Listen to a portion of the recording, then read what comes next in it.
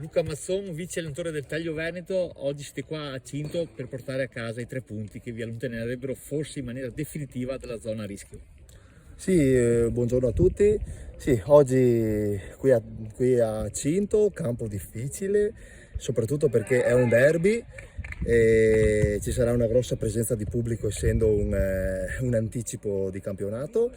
E sì, diciamo che sentiamo la partita perché sarebbe è un po' uno degli ultimi 3 match point che abbiamo, perché abbiamo fatto un ottimo percorso le ultime 8 partite e con oggi potremo anche mettere una seria ipoteca sulla permanenza in categoria.